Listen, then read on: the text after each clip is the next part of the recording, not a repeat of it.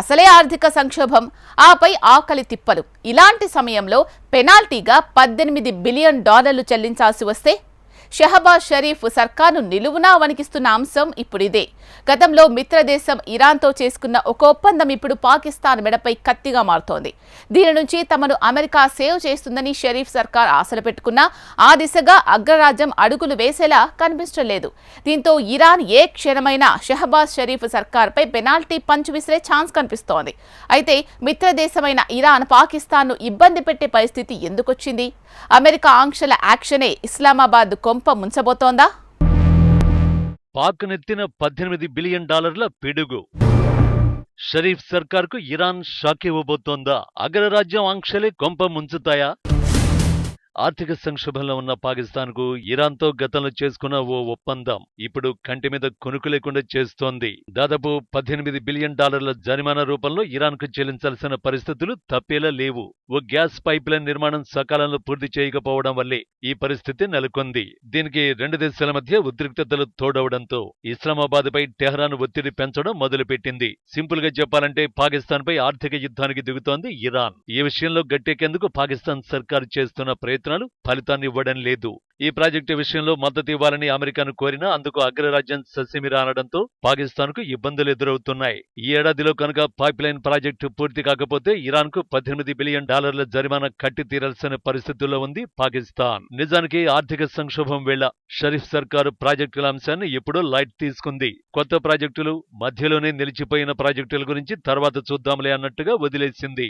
ఇందులో భాగంగానే ఇరాన్తో గతంలో చేసుకున్న ఒప్పందాన్ని అటకెక్కించేసింది. ఈ పైప్ లైన్ ప్రాజెక్టు కనుక సకాలంలో పూర్తి చేయకపోతే ఇరాన్కు అపరాధ రుసుం చెల్లించాల్సి ఉంటుంది. ఇప్పుడు ఆ పుణ్యకాలం కాస్త కరిగిపోయింది. అయితే ఇరాన్కు అంత మొత్తం జరిమానా చెల్లించడం నుంచి తప్పించుకునేందుకు ఏదో ఒకటి చేసి ప్రాజెక్టు నిర్మాణం పూర్తి చేద్దామని ప్లాన్ చేసిన అమెరికా నుంచి ఇబ్బందులు ఎదుర్కొనే ప్రమాదం ఉంది. కాదని మిన్నకుండిపోదామంటే ఇరాన్ షాక్ ఇవ్వకుండా ఉండదు. దీంతో అగ్రరాజ్యాన్ని బతిమలాడుకుందామని ఆలోచన చేసిన షరీఫ్ సర్కార్కి అమెరికా నిర్మోహమాటంగా ప్రాజెక్టుకు మద్దతునిచ్చేది లేదని తేల్చేసింది. పైగా ఇరాన్తో పైప్ లైన్ ప్రాజెక్టులో ముందుకు వెళితే చూస్తూ ఊరుకునేది లేదని పాకిస్తాన్కే వార్నింగ్ ఇచ్చినంత పని చేసింది. దీంతో ముందు నుయ్యి వెనుక గొయ్యి అన్నట్టుగా తయారైంది పాకిస్తాన్ పరిస్థితి. వాస్తవానికి ఇరాన్ పాక్ మిత్రదేశం. పైగా ఇరు దేశాల మధ్య ఎన్నో ఏళ్లుగా సంబంధాలు కొనసాగుతున్నాయి.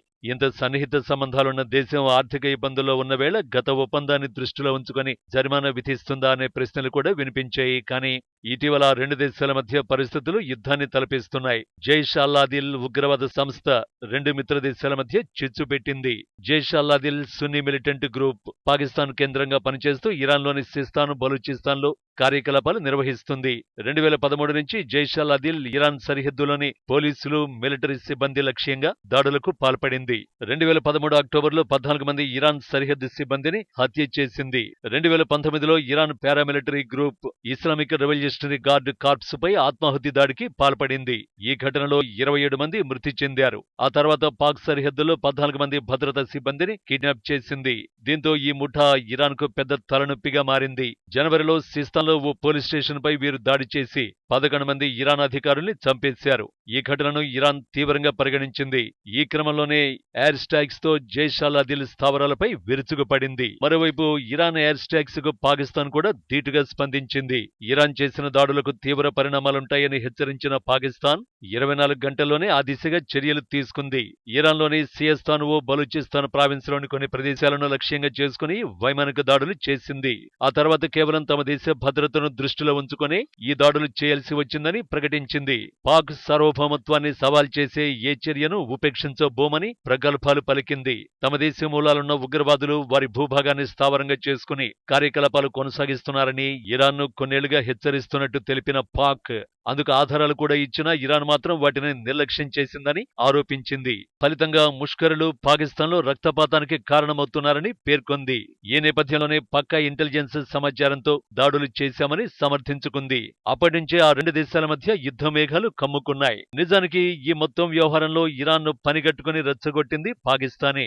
లేదంటే పైప్ లైన్ ప్రాజెక్టు విషయంలో ఇరాన్ చూసి చూడనట్టుగా వ్యవహరించి ఉండేదని అంతర్జాతీయ విశ్లేషకులు అభిప్రాయపడుతున్నారు. ఇరాన్తో వివాదాలను తెగే వరకు లాగడంతో పైప్లైన్ ప్రాజెక్టు విషయంలో టెహ్రాన్ కూడా అంతే సీరియస్ గా వ్యవహరించే అవకాశం కనిపిస్తోంది. అదే జరిగి ఇరాన్ $18 బిలియన్ చెల్లించాలని ఒత్తిడి చేస్తే పాకిస్తాన్ కథ ముగిసినట్టే.